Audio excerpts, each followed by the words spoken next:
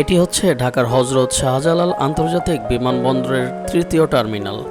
একটি দেশের বিমানবন্দর শুধু যাত্রী চলাচলের কেন্দ্র নয়, বরং এটি সেই দেশের ভাবমূর্তি, অর্থনীতি ও আন্তর্জাতিক সংযোগের প্রতীক। বাংলাদেশে সেই প্রতীক আজ নতুন উচ্চতায় পৌঁছেছে। হযরত শাহজালাল আন্তর্জাতিক বিমানবন্দরের তৃতীয় টার্মিনাল বাংলাদেশের আকাশপথের ভবিষ্যৎ।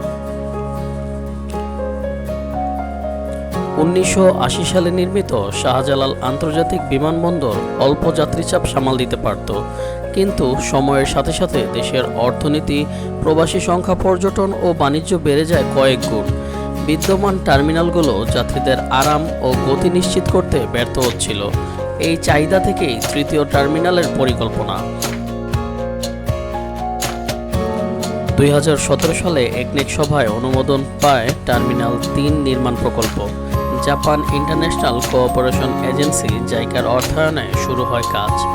2020 সালে আনুষ্ঠানিকভাবে নির্মাণ কাজ শুরু হয়।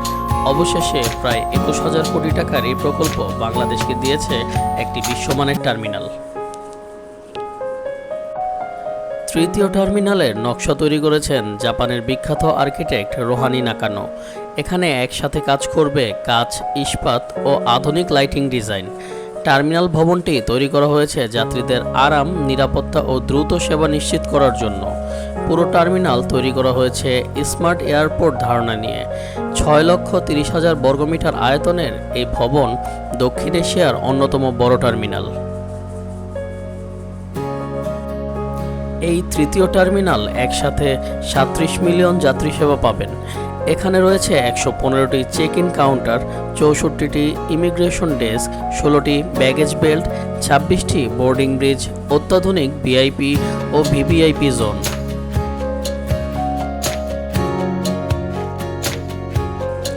এটি বাংলাদেশের প্রথম স্মার্ট টার্মিনাল। এখানে থাকবে স্বয়ংক্রিয় check in kiosk, e-gate, biometric scanner, face recognition system, অত্যাধুনিক সিসিটিভি কন্ট্রোল সেন্টার। সবচেয়ে বড় পরিবর্তন আসবে লাগেজ হ্যান্ডেলিংয়ে। প্রতিটি ব্যাগেজ ট্র্যাক করা যাবে স্বয়ংক্রিয় কনভেয়ার সিস্টেমে। এটি শুধু যাত্রী নয়, কার্গো সেবাতেও আসবে বিপ্লব। নতুন টার্মিনালে প্রতিদিন লাখ লাখ টন পণ্য লোড আনলোড করা যাবে। এটি সরাসরি প্রভাব ফেলবে বাংলাদেশের রপ্তানি, বিশেষ করে তৈরি পোশাক শিল্পে, কৃষি পণ্য ও সামুদ্রিক খাদ্য রপ্তানিতে।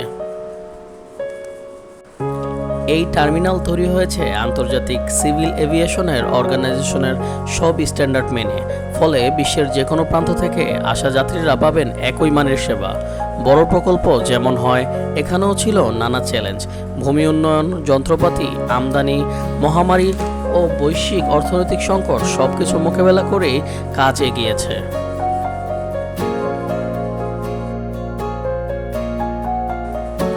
বাংলাদেশি ও জাপানি ইঞ্জিনিয়ারদের যৌথ প্রচেষ্টা আজ তা বাস্তবে রূপ দিয়েছে।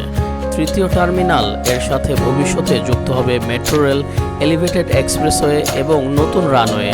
ফলে এয়ারপোর্ট দক্ষিণ এশিয়ার নতুন হাব। বাংলাদেশের তৃতীয় টার্মিনাল শুধু একটি স্থাপনা নয়, এটি উন্নয়ন যাত্রার প্রতীক। বিদেশে যাওয়া প্রবাসী হোক বা পর্যটক, সবার কাছে এটি তুলে ধরবে একটি আধুনিক বাংলাদেশের চিত্র।